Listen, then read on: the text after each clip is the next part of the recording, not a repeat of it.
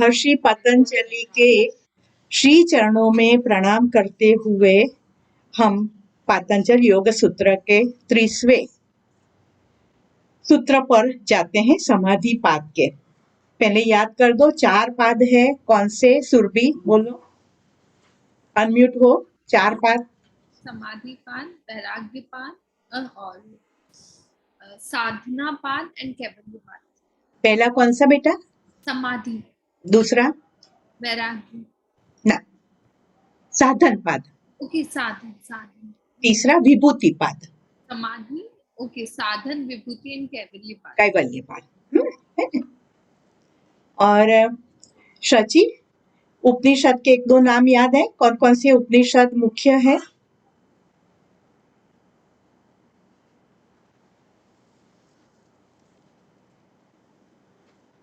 कठोपनिषद। हाँ, शांति पाठ में छे। देखना नहीं है, बाय हार्ट बोलना है। तैत्तिरीयोपनिषद। कयो? तैत्तिरीयोपनिषद।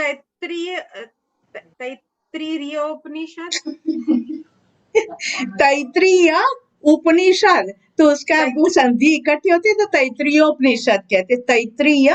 तैत्तिरीय उपनिषद। हाँ, फिर ब्रह्मानुभव उपनिषद।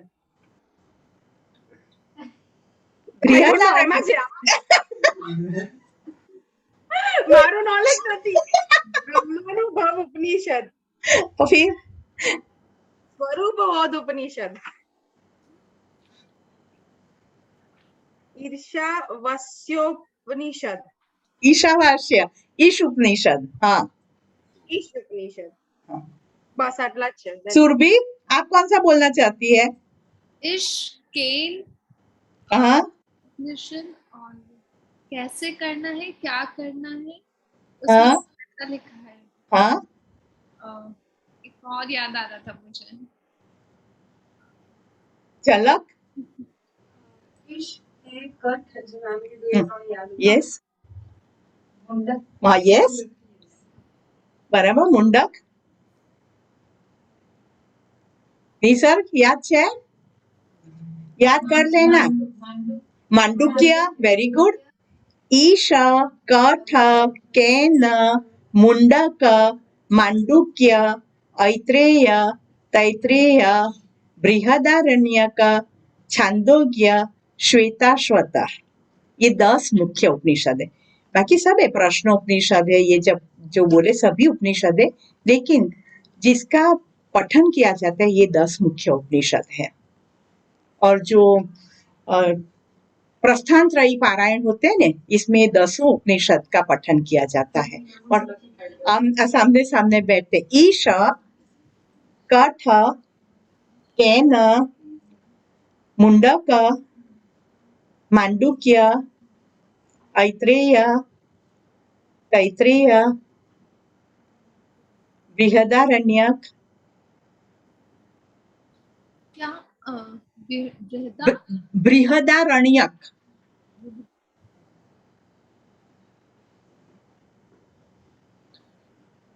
छांदोग्य और श्वेताश्वतर। श्वेताश्वतर।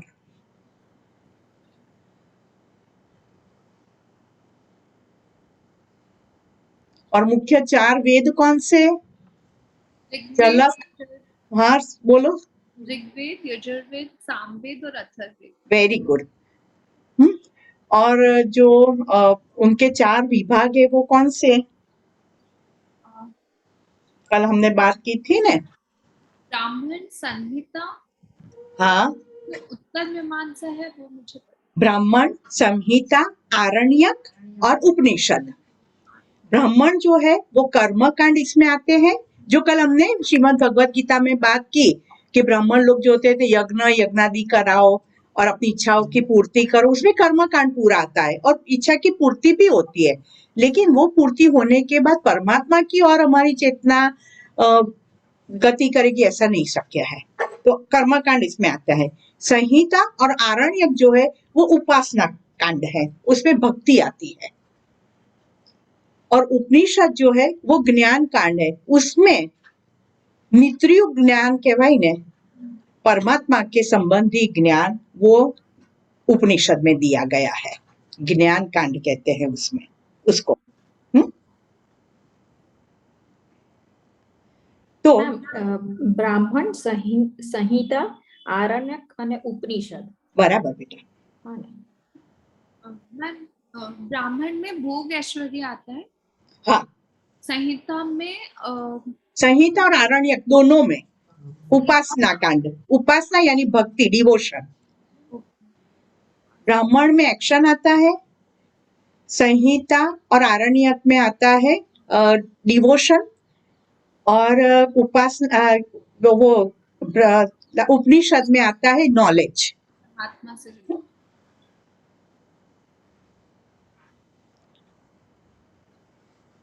चलो હવે મને એ પણ કહી દો, સમાધિપાદમાં કેટલા સૂત્રો છે? हाँ, अभी समाधिपाद हमारा चल रहा है ना, इसमें कितने सूत्र है? 51। साधन पाद जो है उसमें 55, विभूति पाद में भी 55 और कैवल्य पाद में 34। बकरी चबा गई वो अलग से।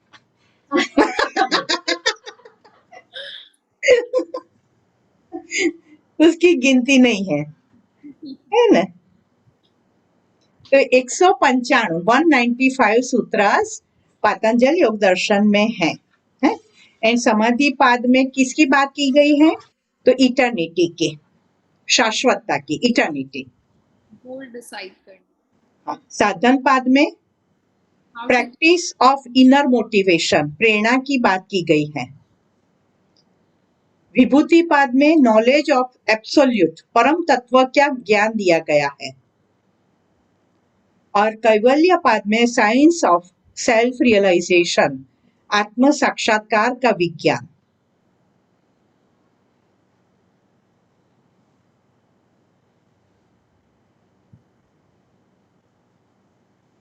और जो योग हम शब्द बोलते हैं उसके भी 4 शाखाएं हैं। कर्म योग है, भक्ति योग है, राजयोग है और ज्ञान योग है। कर्म योग, भक्ति योग, राजयोग और ज्ञान योग। और जो हम महर्षि पतंजलि का पढ़ते हैं, जो अष्टांग योग की बात है, वो राजयोग कहलाता है। राजयोग, ज्ञान योग। महर्षि पतंजलि का अष्टांग योग जो हम सीख रहे हैं, हाँ बेटा, ज्ञान या ध्यान? ज्ञान, नॉलेज।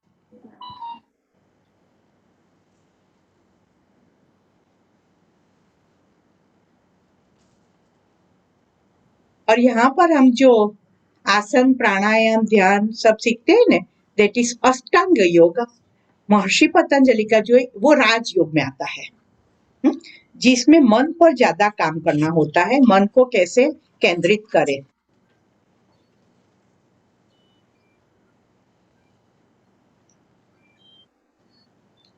आपकी परीक्षा पूरी।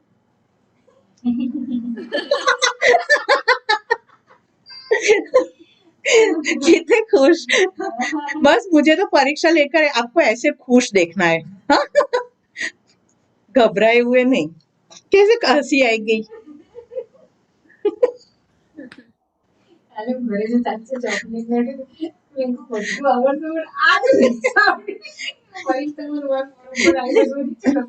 चलो आगे बढ़े अभी।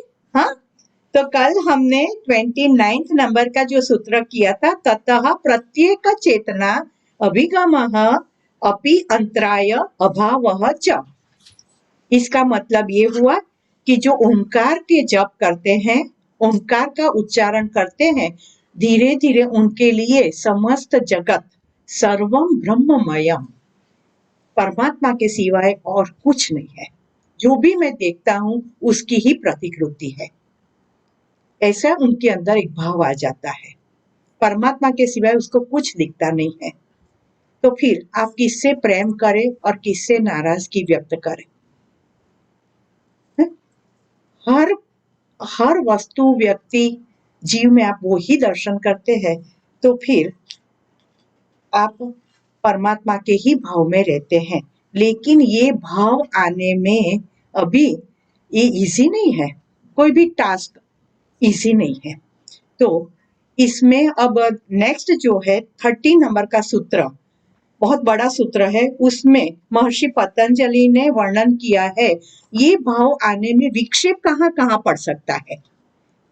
विक्षेप यानी अवरोध, अंतराय कहाँ कहाँ पर आ सकते हैं। तो देखिए, देखते जाइए। जो व्याधि, स्त्यान, संशय, प्रमाद, आलस्य, अविरति, भ्रांति दर्शन, अलब्ध भूमिकत्व, अनवस्थित त्वानि चित्त विक्षेपाः ते अंतरायाः। व्याधि, स्त्यान, संशय, प्रमाद, आलस, अविरति, भ्रांति दर्शन, अलब्ध भूमिकत्व અને અનવસ્થિત તત્વ, આ 9 चित्त के विक्षेप है, विघ्न है, जो चित्त को विक्षिप्त करके रख देते हैं, यानी कि एकाग्र नहीं होने देते हैं, लक्ष्य के प्रति एकाग्र नहीं होने देते हैं। तो सबसे पहला है व्याधि। सोना आनी ऊपर લખવામાં છે पेन। व्याधि, व्याधि का अर्थ होता है रोग विकार, डिसीज, लगता जजो, व्याधि यानी डिसीज, रोग। हाँ, जब शरीर में त्रिदोष की विषमता हो जाती है, आपके आयुर्वेद के टीचर आएंगे ने, वो आपको त्रिदोष के बारे में समझाएंगे। हमारे अंदर वात, पित्त और कफ। वात यानी वायु, पित्त यानी एसिडिटी जो होती है वो, एंड कफ यानी कफ। वात, पित्त और कफ संतुलन में है तो हमारा स्वास्थ्य अच्छा है। लेकिन एक भी असंतुलन में आता है तो हमारे स्वभाव में, हमारे शरीर में क्या क्या रोग आ सकते हैं उसका वर्णन करेंगे। तो ये जो त्रिदोष की विषमता होती है तो रोग जो आते हैं इसे व्याधि कहेंगे महर्षि पतंजलि। दूसरा है स्त्यान। स्त्यान का मतलब होता है डलनेस, मंदता, अकर्मण्यता। डलनेस, मंदता, अकर्मण्यता। शरीर में जब तमोगुण बढ़ जाता है तब कोई काम करने की इच्छा नहीं होती है, इसे कहते हैं स्त्यान। संसार में भी ऐसा होता है, जब तमोगुण बढ़ जाता है ना तो हम उठना ही नहीं चाहते, लेटे रहे बस, लेटे रहे बस, लेटे रहे, उठना ही नहीं है, कुछ काम नहीं करना, होता है कि नहीं। इसे स्त्यान कहते हैं। डलनेस आ जाती है, शरीर भारी हो जाता है, और वो तमोगुण के बढ़ने से, तमोगुण यानी नेगेटिव थॉट्स आने से। हाँ, नेगेटिव थॉट्स आते रहते, सपने अच्छे नहीं आए, नींद अच्छी नहीं आई, तो फिर एक मंदता, डलनेस आ जाती है और कुछ करने का मन नहीं होता है, सामर्थ्य ही नहीं होता है। तीसरा है संशय। संशय का अर्थ होता है डाउट, शंका।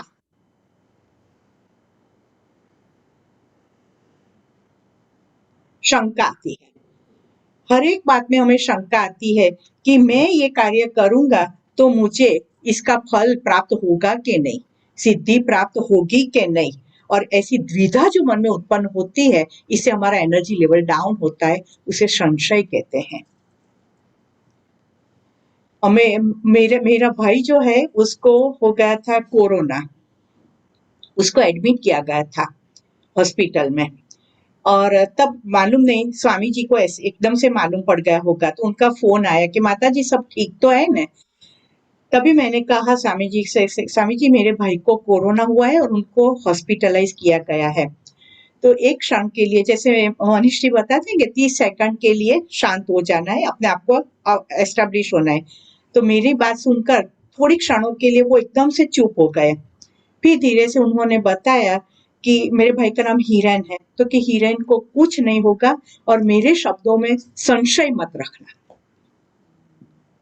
संशय मत रखना, डाउट मत लाना, मैंने जो कहा है। तो फिर मैंने मेरी भाभी से बताया कि स्वामी जी ने ऐसा कहा है, संशय मत रखना। उसके मन में ऐसा वो संशय शब्द चिपक गया कि बस स्वामी जी कहूं છે થઈ જ જવાનું છે, और खरेखर वही एकदम से अच्छा हो गया, बहुत उनकी तबीयत ऐसी बिगड़ गई थी। संशय यानी डाउट, जब तक हमें डाउट आते हैं ना तब तक कार्य सिद्ध नहीं होता है। योग साधना में भी आपको ऐसा होगा कि मैं योग साधना जो कर रही हूँ तो मुझे सिद्धि मिलेगी कि नहीं, मैं और किसी को सिखा पाऊंगी कि नहीं, मैं सिखाऊंगी तो उसको अच्छा होगा कि नहीं, ये संशय आ गया। फिर आप उसमें से बैकफुट पर आ जाते हैं, आगे नहीं बढ़ सकते, तो संशय। चौथा है प्रमाद। प्रमाद का अर्थ होता है प्रोक्रेस्टिनेशन। प्रोक्रेस्टिनेशन यानी कि अनिच्छा से कार्य करना, विलंब से कार्य करना। प्रोक्रेस्टिनेशन यानी प्रमाद। आप किसी को कोई काम बताओ ना कि पानी लाना, तो आधे घंटे तक दिखाई नहीं देंगे दिखाई नहीं देंगे, फिर आधे घंटे और सामने भी नहीं आएंगे, और फिर सामने आएंगे पानी लाए, हाँ हाँ लाता हूँ मुझे याद है, तो अर्धो कलाक શું કર્યું તે વિલંબથી થાય છે। પાણી પીધા વગર થોડા તમે મરી જવાના હતા, લાવું છું, મારા કામો પતાવો દો મને। આ વિલંબ હરેક કાર્યમાં એમ કહેતા લિંગરિંગ, कोई कार्य करना होता है, लिंगरिंग होता है, काले करीशु, परम दिवसे करीशु, टाइम हसे त्यारे करीशु। इसके लिए स्वामी शिवानंद जी महाराज ने एक ही सूत्र दिया है, दिन, DIN, दिन। बोलो, DIN, दिन। दिन का मतलब क्या होता है? Do it now, do it now.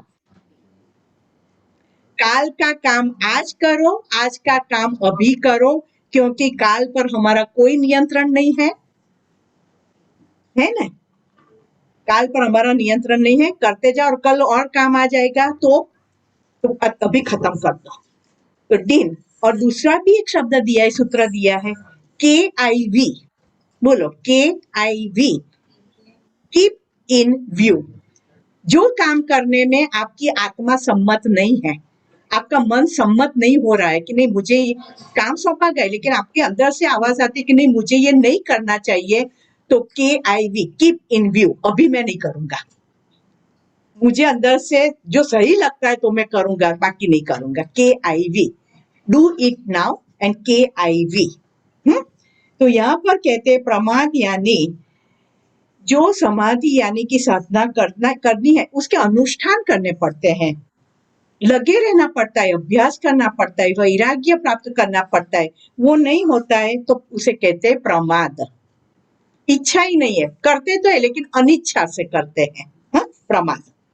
And बाद में आता है 5 नंबर का जो विघ्न है वो आलस्य। आलस्य એટલે लेजीनेस, आळस, सुस्ती। सोफे में एक कोने में बैठकर पैर पर पैर चढ़ा के बस मोबाइल ही खेला करे, कोई काम नहीं करना है, पढ़ाई नहीं करनी है, खाना नहीं दोगे तो भी चलेगा, मुझे मोबाइल मिल गया, मेरा काम खत्म। हाँ? आलस्य, कुछ नहीं करना है, और उसमें भी शरीर बहुत भारी हो जाता है, कुछ काम करने का मन ही नहीं होता है, सुस्ती आ जाती है। આપણે કહીએ ને ઘણા લોકોને હરણ દંડો મારીને ઊભો કરવો પડશે, નહીં તો ઊભો જ નહીં થાય, હે ને? એટલે એટલું બધું એ લોકોમાં આળસ ભરી હોય કે કશું જ કરવાનું મન ના થાય। આપણને એવું થાય કે આનું ભવિષ્ય શું, કશું જ નથી કરતો તો ભવિષ્ય શું થશે એનું? પણ જ્યાં સુધી એને અંદરથી ઈચ્છા નહીં થાય, આલસ્ય, શરીર ભારે હશે ત્યાં સુધી નહીં થાય। કેટલાય લોકોને घर में एजेड पर्सन्स होते वो उठ उठ कर काम करते हैं, जिनके शरीर की क्षमता कम हो गए तो भी वो उनको आलस नहीं होती है, और यंगस्टर्स होते हैं वो लेटे रहते हैं। આપણને તો આ તો ઊંધું થઈ રહ્યું છે ઘરમાં કે પેલા ઘરડા કામ કરતા, પેલા યુવાન છે તે શાંતિથી સૂઈ રહે છે, બેસી રહે છે, है ना? तो इसे कहते हैं आलस्य, क्योंकि उनको मालूम है कि मेरा लक्ष्य क्या है। ये एज पर आने पर उनको मालूम हो गया कि सबको खुश रखते रखते मुझे मेरा भवसागर पार कर देना है, और युवानी में वो मालूम नहीं होता है कि ऐश कर दो फिर देखेंगे क्या होता है। और फिर 6ठा नंबर का जो विक्षेप है इसे कहते हैं अविरति यानी वर्ल्डली माइंडेडनेस। वर्ल्डली माइंडेडनेस ये जगत की जो भोग है उसमें उनका मन का रहना, आसक्ति। वो लोग लोभी होते हैं, आसक्त होते हैं, मोहंध होते हैं और लौकिक संसार में ही ज्यादा पड़े रहते हैं और अधार्मिक भी होते हैं। धर्म में उसकी बिल्कुल रुचि नहीं रहती है। मजा करो, बस खाओ पियो और ऐश करो। भगवान ने बहुत पैसे दिए हैं, पार्टियां करो, क्लब में जाओ, फॉरेन घूमते रहो, मजा करो। यही जीवन है। दूसरों को भी वही समझाएंगे, पैसे यार मजा कर, अपने लिए खर्च, दान क्यों करता है? अपने लिए खर्च है ना, एंजॉय कर ले अपनी जिंदगी को। तो ये से कहते अविरति, जो वो खुद भी डूबता है औरों को भी डुबाता है। फिर आएगा भ्रांति दर्शन। भ्रांति दर्शन यानी इल्यूजन, भ्रम में रहना। मिथ्या ज्ञान इसे कहते हैं, गलत ज्ञान होना, यानी कि श्रद्धा का अभाव। श्रद्धावान लभते ज्ञानम, जहाँ श्रद्धा है ना वहां ही ज्ञान की प्राप्ति होती है, पर श्रद्धा ही नहीं है।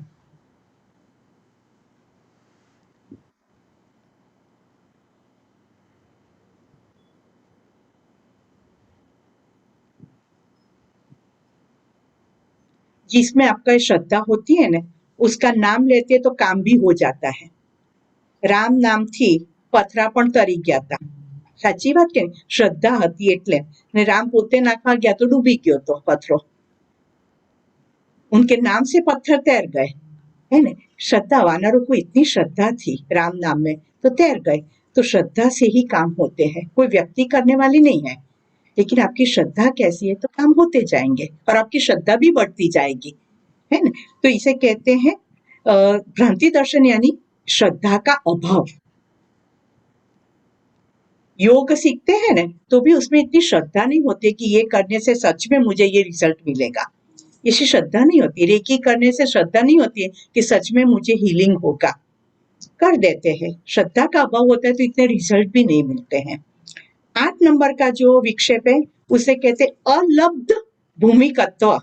पहले तो उच्चार सरस करजो हो, अलब्ध भूमिकत्व। लब्धि कहिए ने, प्राप्ति कहिए ने, उसको कुछ लब्धि हो गई है, प्राप्ति हो गई है।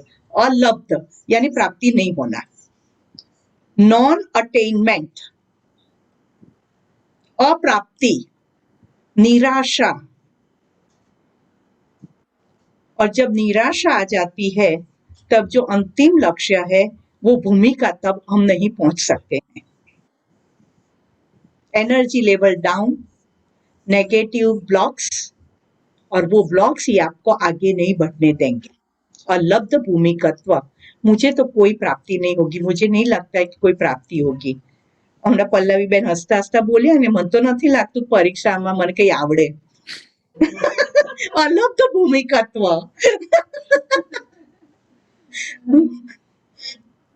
निराशा, नॉन अटेनमेंट, और लास्ट है अनवस्थित्व।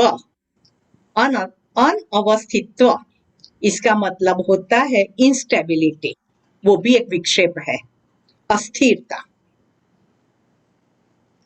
एक बार बैठे एक माला करने के लिए 10 बार खड़े होंगे।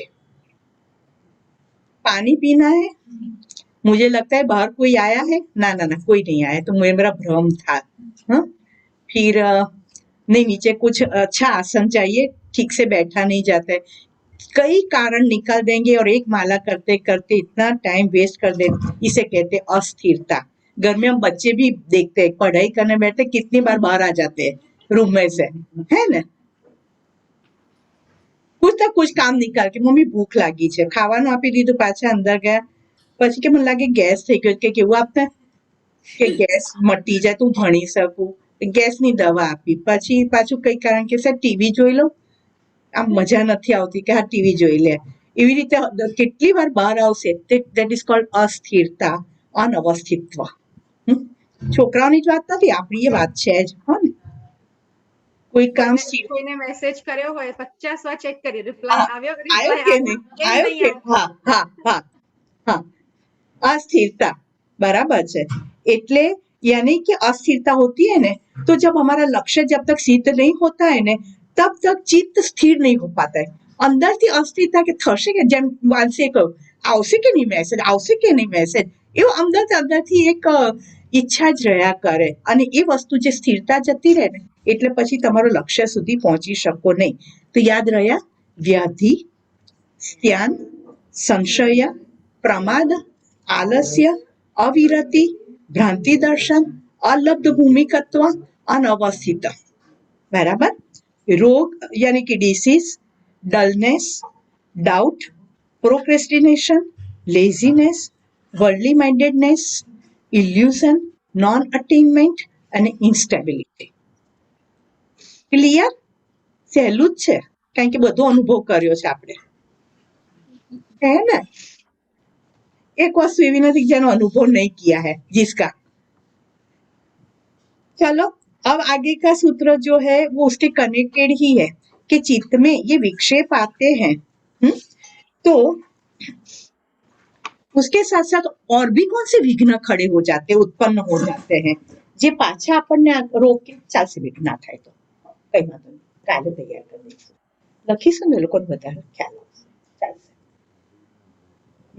ले आइए. कल ये बोर्ड पर लिखेंगे, मैं बोलूंगी ना तो सोनल लिखती जाएगी, तो आपको एक बराबर ख्याल भी आएगा. हाँ, कल से ऐसा करेंगे.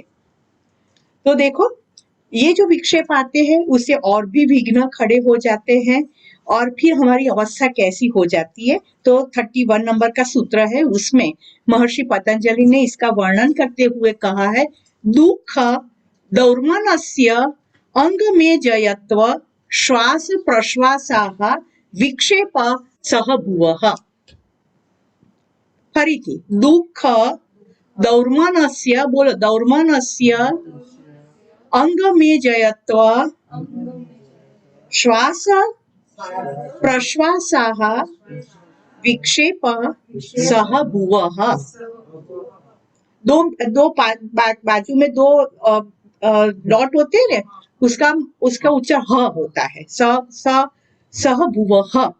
हाँ, दो डॉट होते हैं, उसका उच्चार ह हो जाता है.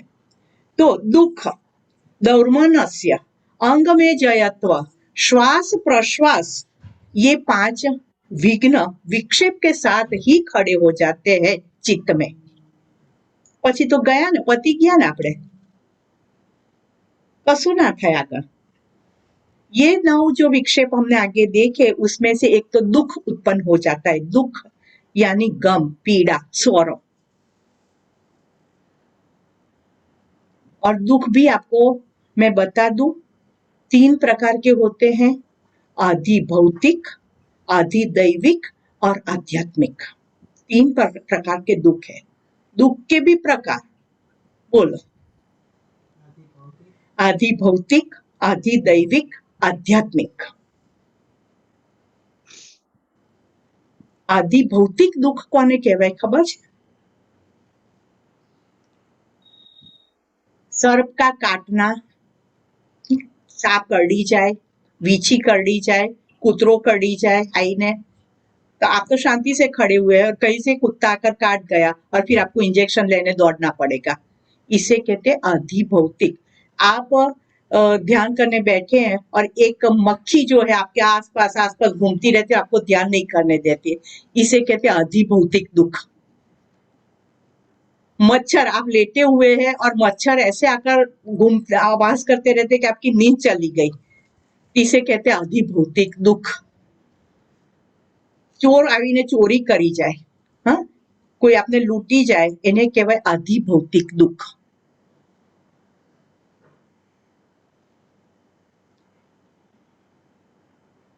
एक साधक था ने, उसने स्वामी जी के पास फरियाद की थी कि स्वामी जी मैं सो जाता हूँ ना, फिर एक ऐसी मक्खी आपका आसपास घूमती है, मेरी नींद ही चली जाती है.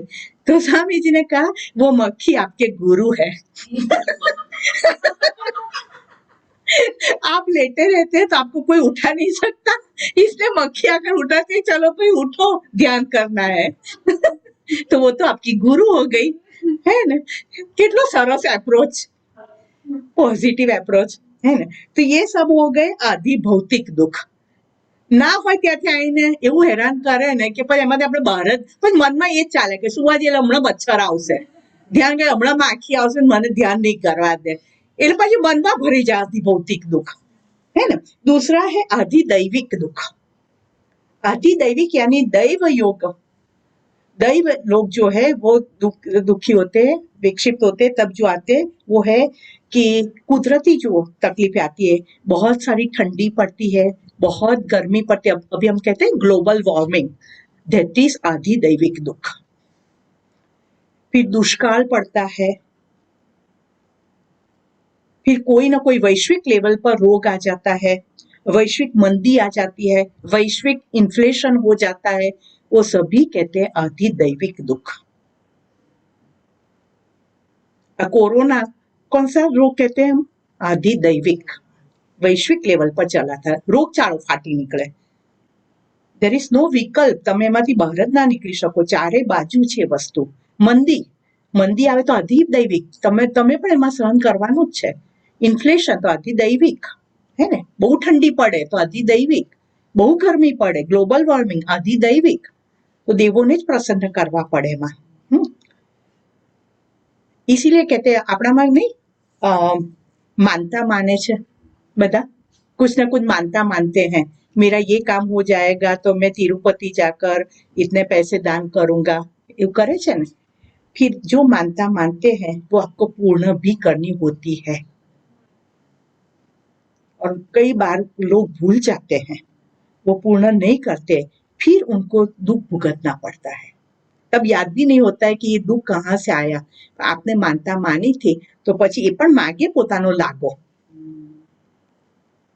મેં તમને આપ્યું તમે માનતા માની મેં તમને આપ્યું તો મારો લાગો લાવ हाँ सत्यनारायण कथा में वही कहते हैं ने मारू लाव छेल्ली कथा में ये ज आवे छे ने कि वो भूल गई थी कि मेरे पति वापस आएंगे तो मैं कथा कराऊंगी सबको प्रसाद बांटूंगी और भूल गई तो इसी तरह से ये आदि दैविक हो गए कि जो आप देव को बीच में रखते हैं तो उनका जो देना है वो हमें देना ही है इसीलिए कहते हैं कि आप जो कमाते हैं तो थोड़ा आप देव के लिए बाजू पर रखो जिसे हम दान कहते हैं कि दान करते जाओ तो आपकी लक्ष्मी शुद्ध होती जाएगी तो आदि दैविक और आध्यात्मिक किसे कहेंगे हमारे शरीर और मन के जो दर्द होते हैं रोग और शोक इसे कहेंगे आध्यात्मिक रोग और शोक हमारे शरीर में कोई रोग आ गया वो आध्यात्मिक दुख है हमारे मन में कोई शोक आ गया वो आध्यात्मिक दुख है और हम आदिकाल से रोग और शोक से ही पीड़ित है ना आज મેલેરિયા થઈ ગયો માડ ઉઠ્યા ત્યાં ટાઇફોઇડ થઈ ગયો માડ ઉઠ્યા ત્યાં ડાયાબિટીસ આવી ગયો આ બધા આધ્યાત્મિક દુઃખ કહેવાય અને મનમાં ડિપ્રેશન આવે ફ્રસ્ટ્રેશન આવે નેગેટિવ વિચાર આવે दैट इज ऑल्सो आध्यात्मिक दुख ख्याल આવ્યો तो इस तरह के दुख आते हैं ये 9 विक्षेप जो आगे बताए उसको पढ़ने से ये स्वरों में हम चले जाते हैं फिर तो आगे जाने का तो मन ही नहीं होगा उसमें से बाहर नहीं निकलेंगे दैट इज मेन ब्लॉक दूसरा जो है वो है दौर्मनस्य इसका अर्थ होता है डिस्पेयर निराशा इच्छा पूरी ना होने से मन में जो क्षोभ आ जाता है उसे कहते हैं दौर्मनस्य डिस्पेयर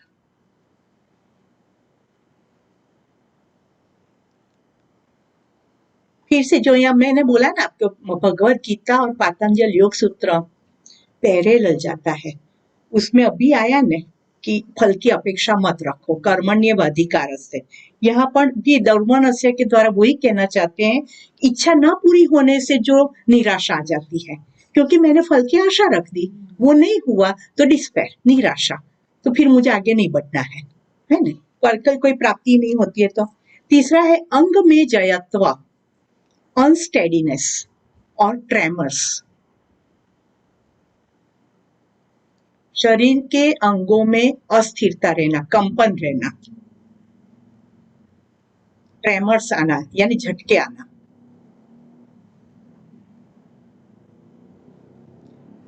शरीर ही अलाउ नहीं करता है। फिर બેસાતું જ નથી તો તમે ધ્યાન કરો તો ક્યાંથી કરીએ?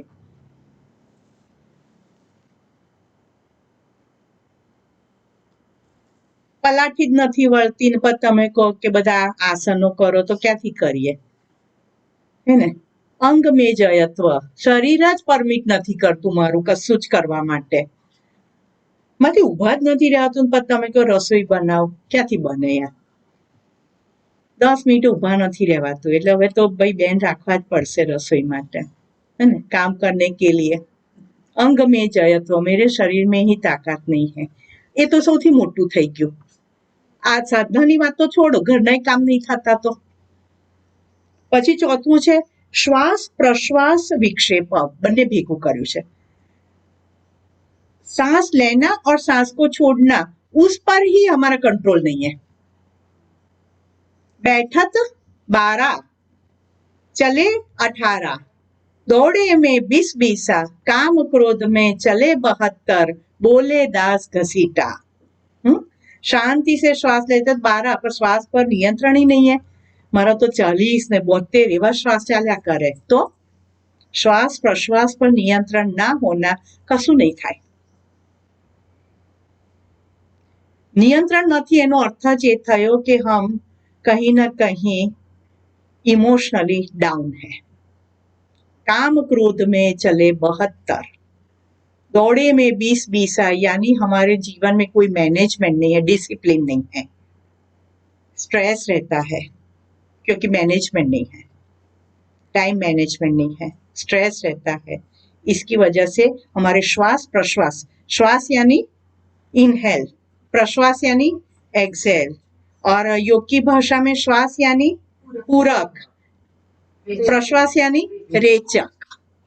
पूरक और रेचक, उसके पर इनहेल और एक्सेल, उस पर ही कंट्रोल नहीं है तो कोई साधना नहीं हो पाएगी. क्योंकि मैंने आपको कल बताया था, जिन्होंने श्वास पर नियंत्रण प्राप्त किया वो अपने प्राण पर नियंत्रण प्राप्त करता है, यानी लाइफ एनर्जी. और जिन्होंने प्राण पर नियंत्रण प्राप्त किया वो जो चाहता है वो कुदरत उसे देती है. विश्व के हर एक परिबल पर अपना आधिपत्य वो स्थापित करता है.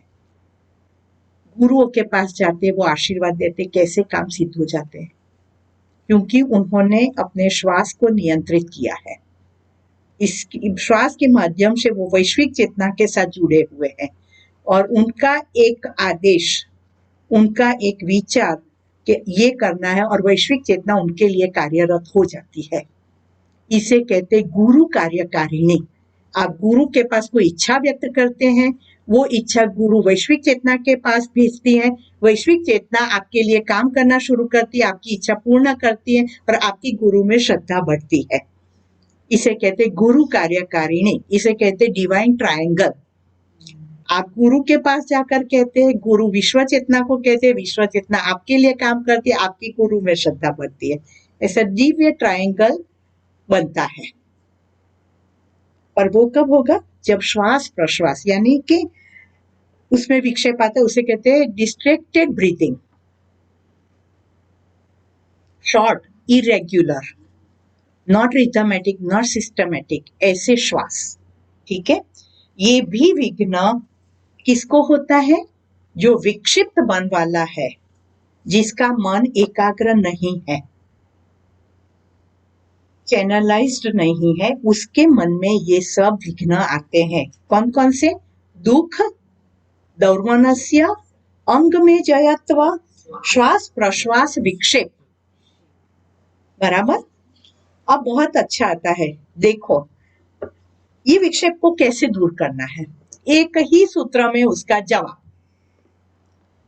तत् प्रतिषेधार्थम एक तत्व अभ्यासः.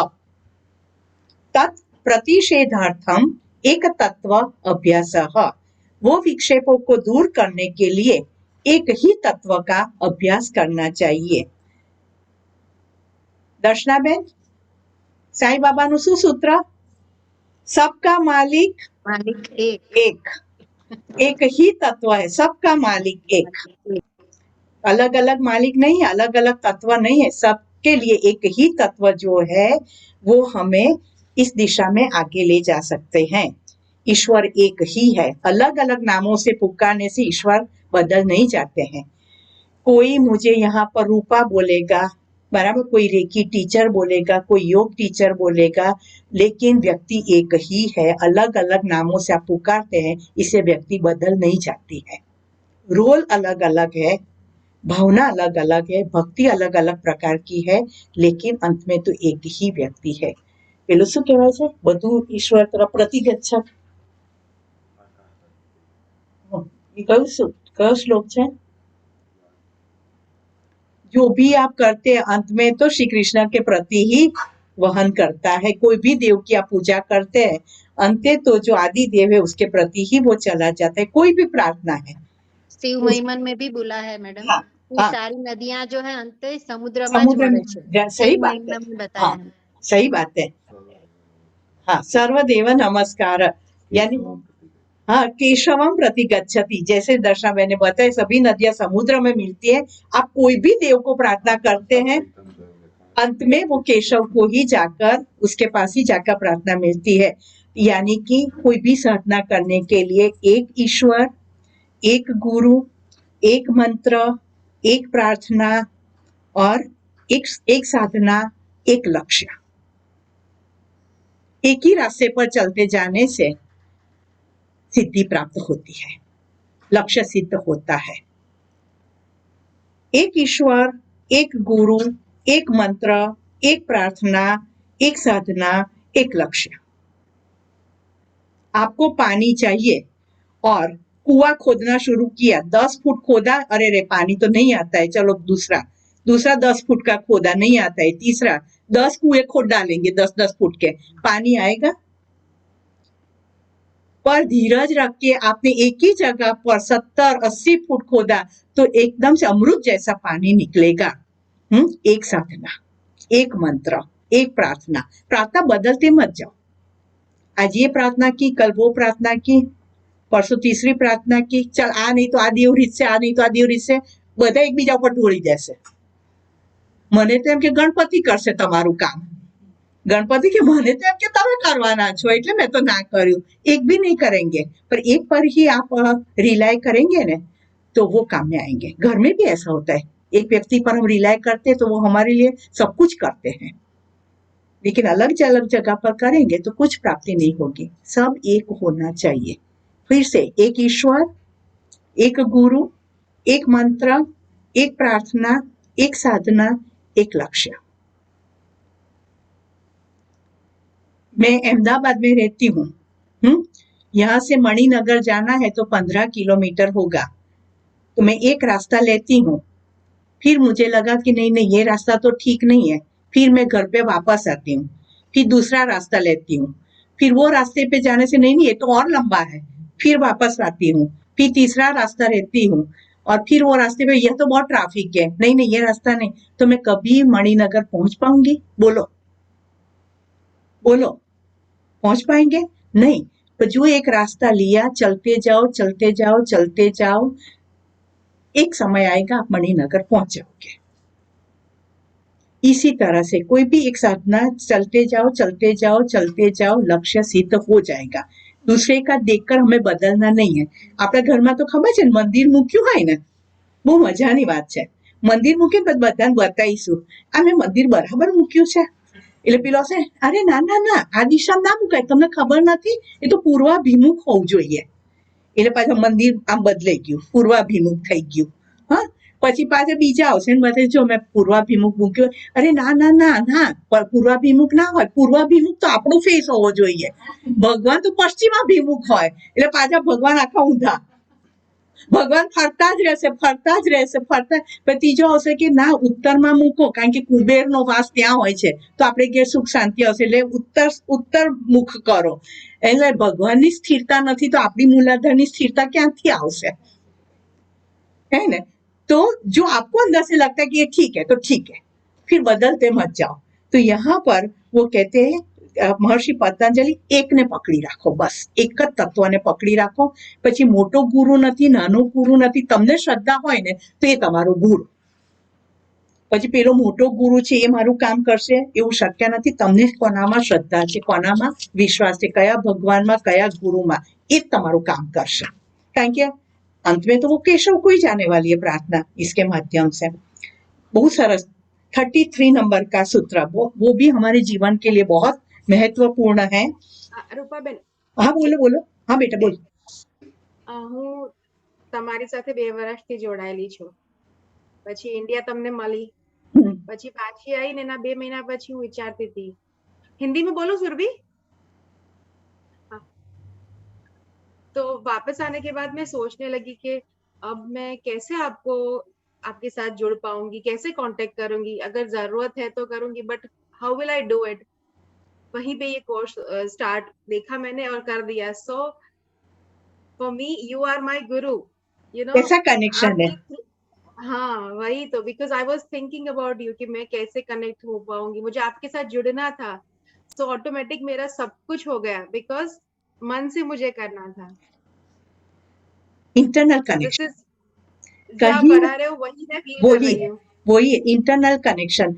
कहीं ना कहीं हम पहले जुड़े हुए हैं, वहीं से यात्रा आगे बढ़ानी है ना. तो परमात्मा ने योग खड़ा कर दिया. ये योग है हमारा, संयोग एक ही है, गुरु, एक ही गुरु. एक ही गुरु.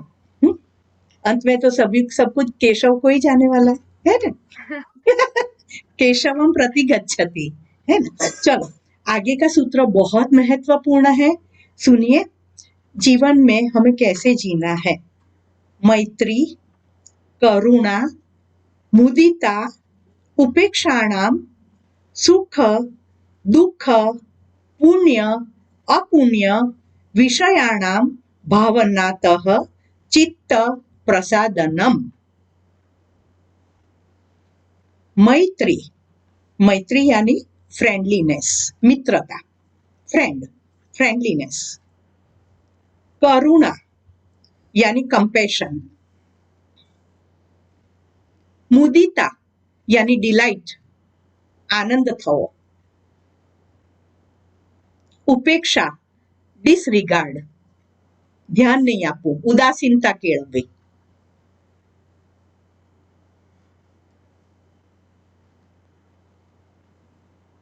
महर्षि पतंजलि कहते हैं मैत्री कहां पर रखनी है. બોલો,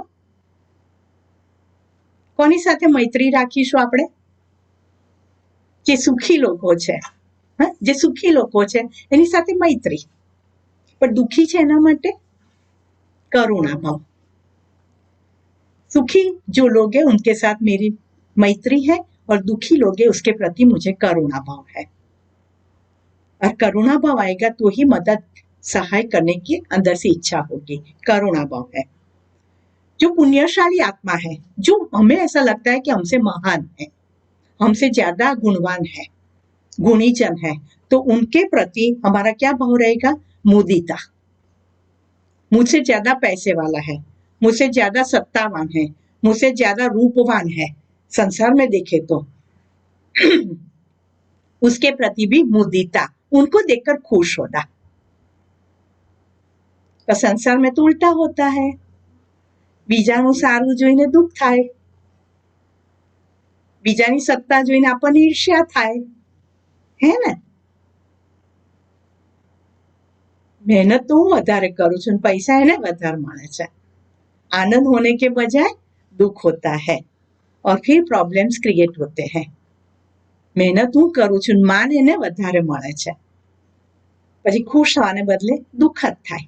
पर यहाँ पर कहते हैं जो इस तरह के व्यक्ति है, जो गुणीजन है, महान आपको लगते हैं, आपसे थोड़ा आगे लगते हैं, हम जो कंपैरिजन करते हैं उसमें हमें कोई भी रूप से हमसे आगे लगते हैं, तो उसके प्रति हमें मुदिता यानी उनको देखकर खुश होना चाहिए, डिलाइट.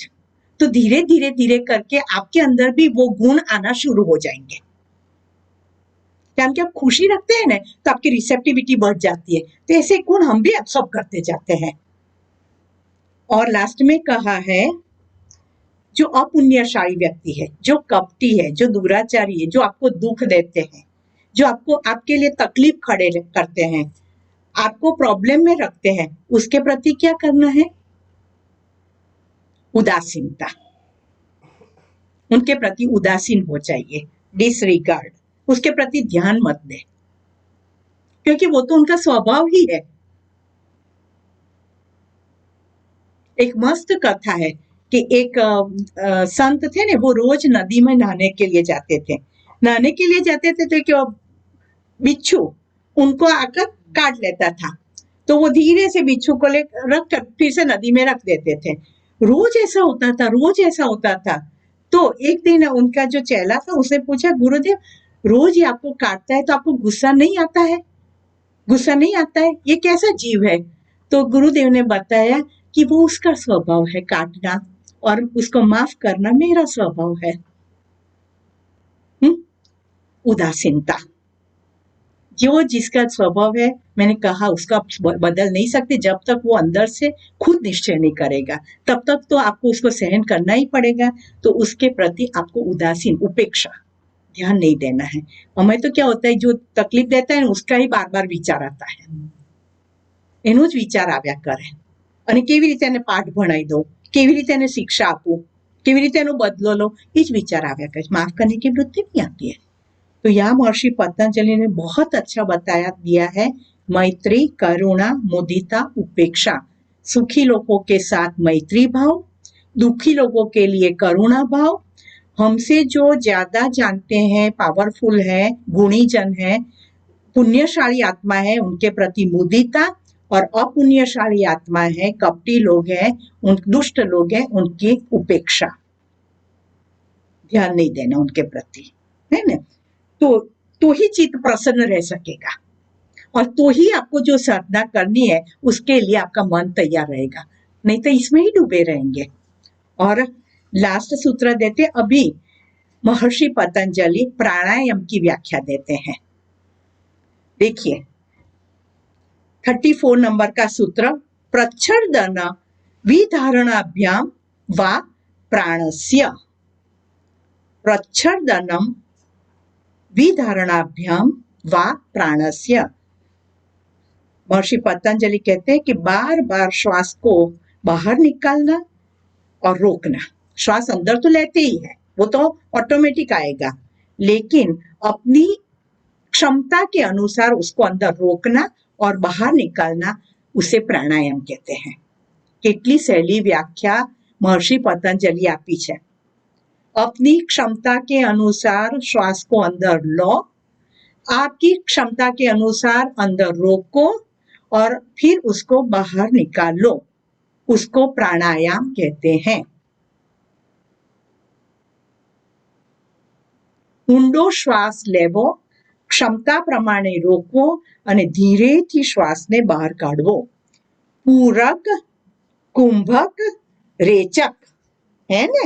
श्वास अंदर लेना यानी पूरक, अंदर रोकना यानी आंतर कुंभक, और निकालना यानी रेचक। उन्होंने बाह्य कुंभक की बात ही नहीं की है।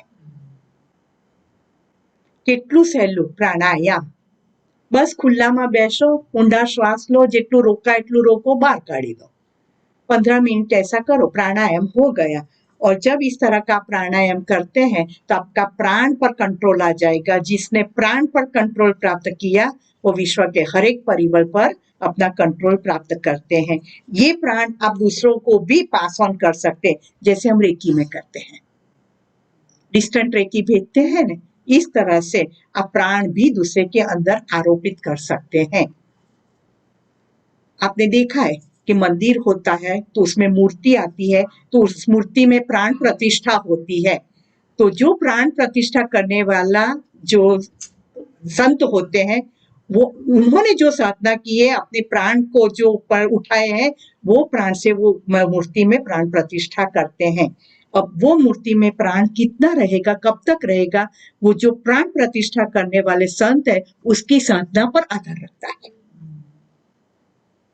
उनकी साधना कैसी है, वो इस तरह की प्राण प्रतिष्ठा कर सकते हैं। हम वैसे भी काला धागा पहनते हैं या तो कोई मादड़ियों पहरे छे, तो वो भी जो वो देता है वो उसमें आपका जो संकल्प है उसके अनुसार उसमें प्राण प्रतिष्ठा करता है, फिर आपको देता है, तो धीरे धीरे करके वो संकल्प सिद्ध होता है।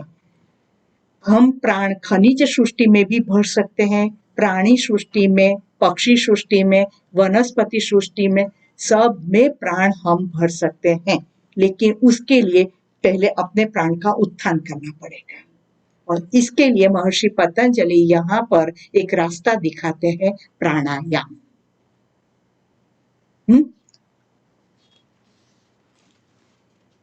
कल हम आगे देखेंगे 35 नंबर के सूत्र से कि ये जो प्राणायाम करते हैं तो कैसी सूक्ष्म अनुभूतियां होती हैं। एक दो दिन में नहीं होगी, लेकिन आगे आगे जाकर आपको सूक्ष्म अनुभूति होती जाएगी।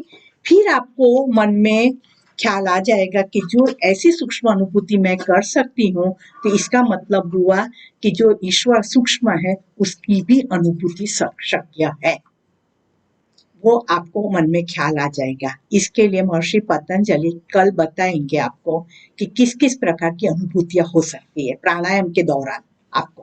ठीक है? महर्षि पतंजलि होशियार હતા। Thank you madam. હા, महर्षि पतंजलि હોશિયાર હતા કે લાલચ તો આપવી પડશે તો જ કામ સિદ્ધ થશે। એટલે એક सूत्र के बाद तुरंत ही आप क्या प्राप्त करोगे वो बता देंगे, है ना? तो फिर हम करने के लिए लालची हो जाते हैं और धीरे धीरे करके अंतिम लक्ष्य पर पहुंच जाते हैं। ठीक है? तो शांति मंत्र, ओम पूर्णमद पूर्णमिदं पूर्णात् पूर्णमुदच्यते पूर्णस्य पूर्णमादाय पूर्णमेवावशिष्यते। ओम शांति शांति शांति। हरि ओम। श्री गुरुभ्यो नमः। हरि ओम। जय साईं शिवा। 4 बजे फिर से मिलते हैं, हाँ, सोनल, किन्नर, किंजल और विजय लक्ष्मी जी के क्लास में। ठीक है? तब तक जय Sai Shiva. Thank you madam. और रात को जो रेकी सेशन है वो आज सोनल लेगी। हाँ, सब 9 बजे उपस्थित हो जाना, 9 से 10। और आप जानते हैं कि 3 दिन फुल बॉडी रेकी करते हैं तब मूलाधार चक्र जो है वो एक्टिवेट होता है, बैलेंस्ड होता है। तो आज भी फुल बॉडी रेकी करनी होगी, फिर कल हम एक शॉर्ट ट्रीटमेंट करेंगे। ठीक है? 8:45 बजे कल मिलेंगे रेकी क्लास में। Thank you madam. Thank you. थोड़ું